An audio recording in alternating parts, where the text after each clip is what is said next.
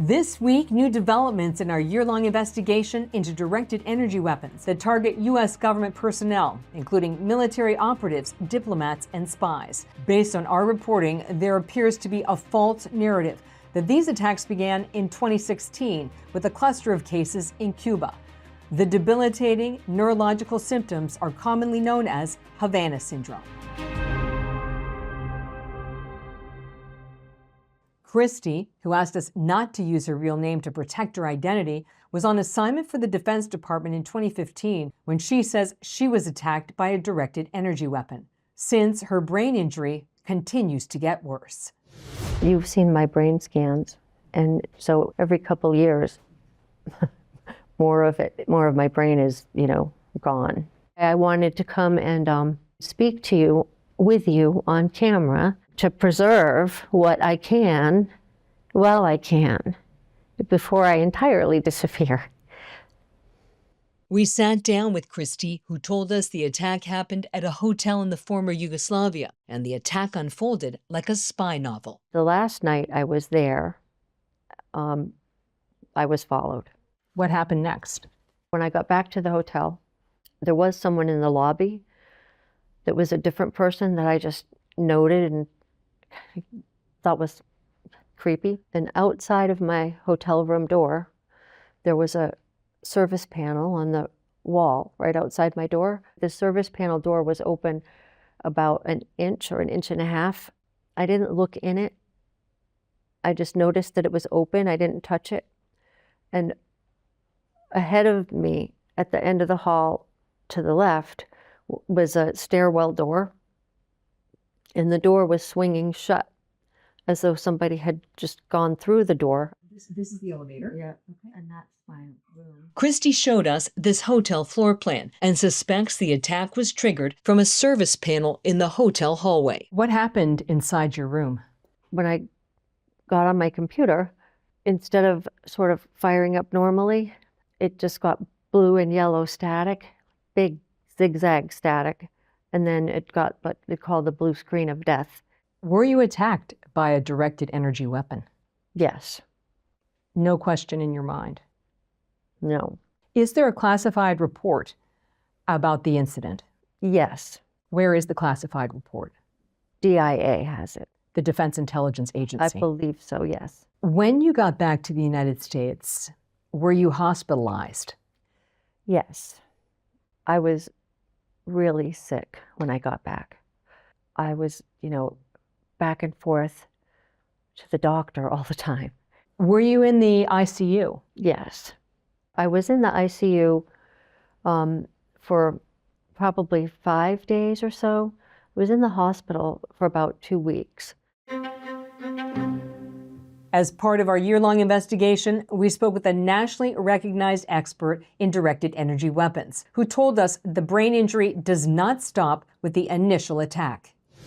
I think the easiest way for a layperson to understand what particularly rapidly pulsed microwaves could do is to think about something like Wi-Fi connections in a cellular phone. So if you were to take your phone and put it in the microwave oven for a second or 2 seconds, you would take the phone out and structurally it would look fine. It would seem that it would be working just fine for you on some levels. But the actual sophistication of that phone would have been changed as a consequence of the microwave damage. And not only will it change then, but that change is durable and characteristically progressive. That's what a directed energy weapon attack does. Yes, ma'am. It fundamentally disrupts the brain network. Yes, ma'am. And can cause brain cell death. Yes, ma'am. It can cause both brain cell death and change in the functional ability of various cells and nodes in the brain to be able to maintain the networks that are so vital to our thought, our emotions, and our behaviors. When a directed energy weapon attack happens, is that the end of the damage? The problem with directed energy attacks, like many things that can happen to the brain, is that the initial insult, the injury itself, is nothing more than the first snowball that then leads to the avalanche. The injury to the brain impairs the brain's ability to not only function at the time of the injury and thereafter, but to compensate effectively. So then you begin to see a cascade of effects. Throughout our investigation, we spoke with a dozen Havana syndrome survivors, and like Christy, they allege there's an intentional effort by some elements of the U.S. government to downplay the severity of their injuries and cast doubt on the cause. These are your brain scans that you shared with our team. The red flags abnormalities. Some parts of your brain are very small, and some parts are enlarged. When you saw these brain scans, did they validate the suffering you're experiencing? It does explain some of my day-to-day confusion, yes. I saw a diagnosis on my latest MRI. It's where you get holes in your brain, where it usually happens to premature infants, but you don't get it as an adult unless you had a stroke or you were in a coma or something. Christy shared these photos from before the attack, including her government assignments. And now even the most basic tasks like balancing can be overwhelming. What have some Walter Reed staff shared with you? The first doctor that I had at Walter Reed told me that she had to keep her job, and that's why they had to minimize some of the the documentation. Was the doctor telling you that they had to avoid a paper trail? That was definitely the understanding that was being conveyed, yeah. Was there an effort to minimize the nature of the injuries? Yes. For yourself and others? I can say yes, and I can definitely say that that's been told to me by other people as well. While Christy emphasized she is grateful for the care she receives, she said the denials got worse under the Biden administration. Other Havana syndrome survivors have had the same experience. Yes. That there's been an effort to minimize their injuries in the medical charts. Yes. What explains it? It's part of this larger effort to create a narrative that these injuries aren't real. A CIA whistleblower who spoke exclusively with our team backed up these accounts. She called it government gaslighting. You were attacked. Yes. You were attacked by an energy weapon. Yes, a directed energy weapon. My ears started hurting. I started having vertigo. The room was spinning. My head started pulsing. Like, it hurt so badly. And I had a ton of pain in my left ear. And my ears started ringing. And I thought I was going to pass out. And I heard a weird noise. It was a really weird sound that I'll never forget it. And after about a second or two, I felt it in my feet, kind of like the reverb from a speaker. So you're feeling a I heard a noise, a weird noise, and then I felt it. So what do you think the weapon looks like? I think that there are probably multiple weapons. I think there are weapons that can be fit in backpacks, ones that can be fit in the trunks of cars, ones that can be planted at a position with line of sight to people from across the street. Merriam-Webster defines gaslighting as psychological manipulation that causes the victim to question the validity of their own thoughts. Did the CIA gaslight you? It was designed to make us think ourselves are crazy and to question our own injuries. Did you expect more from the CIA? 100%. We swore this oath, and every day I watch them continue to deny people's humanity and their injuries. Is it reasonable to think that the intelligence community doesn't want to acknowledge a foreign adversary? Yes. Because then they would have to do something. Yes.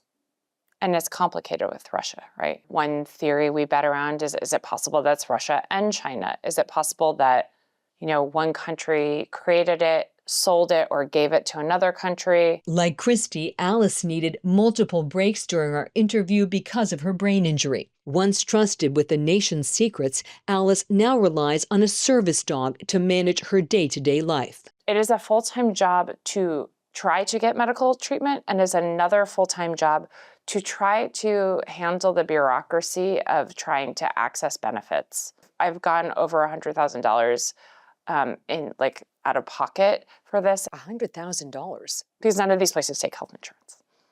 And if they're experimental, which we need, the reality is a normal physician cannot help us. You know, I've already started having to go to funerals of friends of mine. I mean, my friend that was with me the day I got my dog has already passed away, a fellow AHI survivor of a rare form of cancer. I have friends in nursing homes. I have friends with dementia and Parkinson's. In some ways, you know, people have a heart attack, and if you don't die of it, we know how to fix a heart attack. We don't know how to fix this. A State Department whistleblower said he was retaliated against for speaking out under the Biden administration, and he alleges the retaliation continues to this day.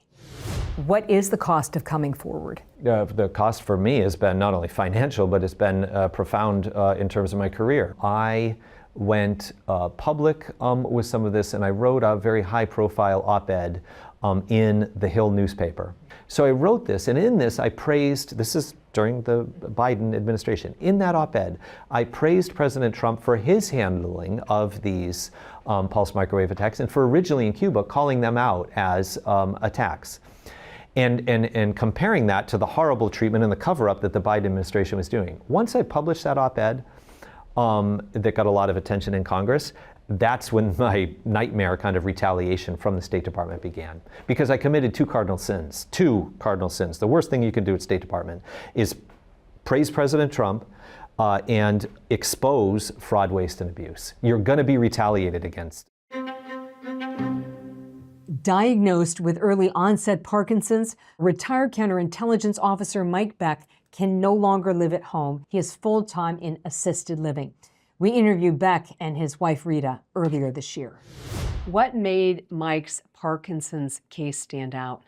Well, it's very unusual because he was a young onset. He was only 45. It's usually 70s, 60s, late 60s to be diagnosed. Did he have any of the typical signs of Parkinson's? No. His first sign that I noticed was his anxiety. He never had the tremor. He still doesn't have a tremor. So you've had a Parkinson's diagnosis and then more recently a diagnosis of dementia. Yeah. Is that a secondary consequence of the Parkinson's? Yes. Are you frustrated? Are you looking for the words? Yes, it's very frustrating. I always wanted to have my A game on for work assignments until I got hurt. I had a lot of success in the workplace. The one thing I can say about work is I love my job. I can see a lot of sadness in your eyes. It was a great career. I was blessed to have such a good job. Worked with good people. I have a letter here from one of the country's leading Parkinson's experts. He writes, "Although I have limited expertise in so-called Havana syndrome, I can state that Mr. Beck has a much more clearly documented exposure to a microwave weapon, as well as a much more clearly documented brain injury than those patients described in either the literature or the media. Mr. Beck clearly merits the recognition that his Parkinson's disease and its associated symptoms are due to his government service." We'd applied for workers' compensation, and the agencies involved did everything they could to not approve my application. You were denied 3 times for workman's comp. Right. Did you finally get workman's comp? The benefit we received was they will pay for Mike's assisted living. You shared one of the bills for the assisted living with our team, and it says there's a balance due of over $25,000. Is the government paying Mike's assisted living on time? No. No? No. How many months behind is the U.S. government on its payments for Mike's assisted living? 3 months behind. Does that just create more anxiety? It does. It's scary. I mean, I don't know how long, when am I going to get the call that says, you're going to have to pay this because we still haven't gotten a check? And it'd be devastating because, we're not living on a whole ton of money.